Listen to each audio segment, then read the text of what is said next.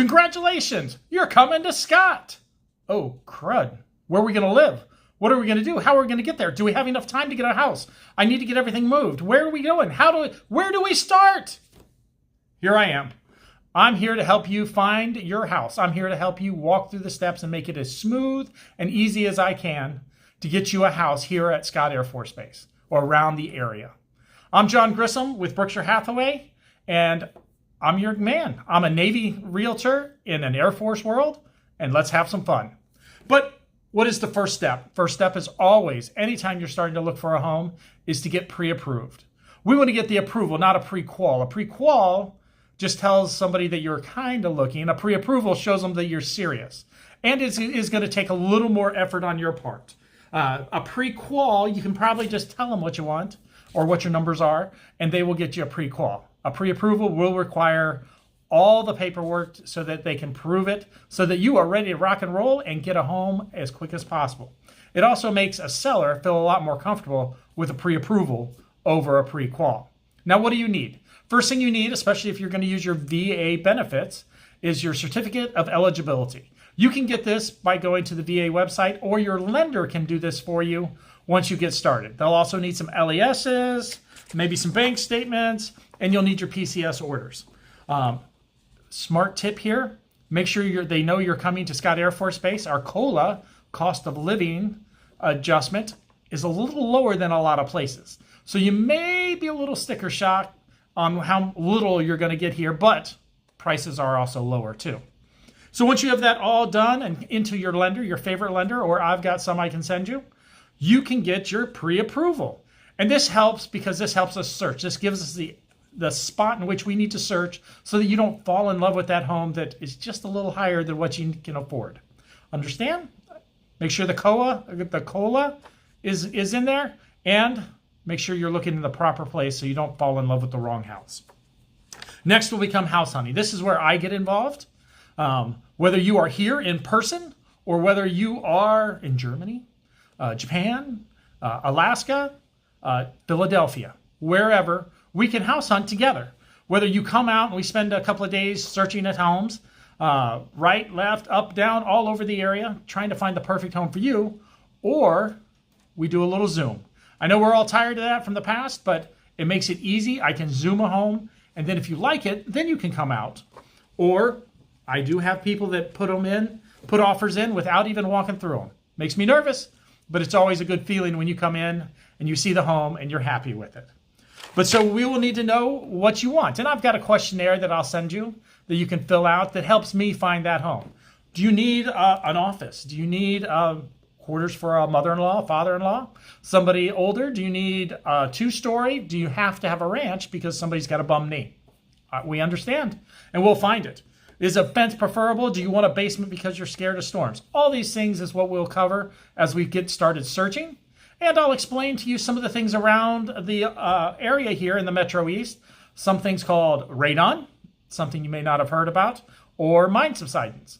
2 little things that we need to make sure you understand so that when you get a house, you can watch for things and understand what's going on. So once we find the house, we'll put in a contract. And I will typically send you the contract all filled out, ready to go, so you can review it. Once you've reviewed it, I will get on the phone or in person, and we will go over it. I want to make sure that you understand everything you're signing. You'll have a contract. You'll have your pre-approval. You'll have disclosures. That is what the seller is saying is wrong, that they know is wrong with the house. Doesn't mean that's all, because we will have inspections. But we will get all that taken care of. Any personal property that we want them to keep. Not only the stove, the refrigerator, if there's a washer, dryer, or other items that they may be leaving or that you may want that is in the house, we'll write it up. And we'll go over these things with any house. You'll sign this, and then we wait. We send it over to the seller, normally give them about 24 hours, and we should have an answer. Sometimes quicker, sometimes takes a little longer, sometimes there's a little back and forth. But once we have the answer, we start our inspection period. Here in Illinois, we have 20 days to get that done, or it's supposed to be 10 days prior to close, it's supposed to be done. And I have the list of inspectors to help you out. They need to be licensed by the state of Illinois so that they have some tooth, so that we can use their reports to ask for repairs.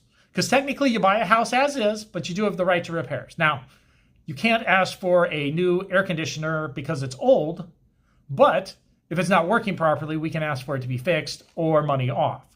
And we'll go over this when we go over the contract. You can't ask for them to paint the house because it's not your favorite color, but if there's peeling paint or lead if it's an older house, we can ask for some repairs for this nature. Now, if you're going down the VA route, when you get your appraisal done, which is through the bank, the appraiser can do what's called predications. And these are supposed to be safety items that the appraiser sees that he would like fixed to make the house livable and safe for you, the member. It's also around here we have occupancy permits in several towns and villages. This is where the town goes in and makes sure your smoke detectors are working, make sure GFC eyes are working so you don't get shocked near water, windows open and closed so firemen can come in and out and you could escape if there was a fire and things of this nature. Here again, we'll put that in the contract to make sure that that doesn't cost you anything and that the seller takes care of an occupancy report. So once we have worked out our inspections and the seller has gotten the occupancy report and the appraiser's gone through and done any predications, and the appraiser's also making sure that you're getting a fair deal, that the house is worth what the bank is loaning you so that nobody loses out. Then we are off to final docs, a final walkthrough, and close. Typically, this is pretty easy. They, of course, will ask for your latest LES. If you are a military member and you are not present at close, they may call your command and ask for proof of life. They just want to make sure you're still here with us and nothing has happened to you. Then closing normally takes about 45 minutes to an hour, and you get your keys as soon as you walk out of close, and it has funded. Money has been transferred, you get keys, and the fun part begins. Moving in. Pretty easy, pretty simple. I also help you set up your utilities so that we don't want to lose utilities. We want to keep them on so that you can get started right away with moving in and enjoying life. So that's the gist of it. I do have a nice little checklist. Love to share that with you. Look for that down in the notes. Have a great day.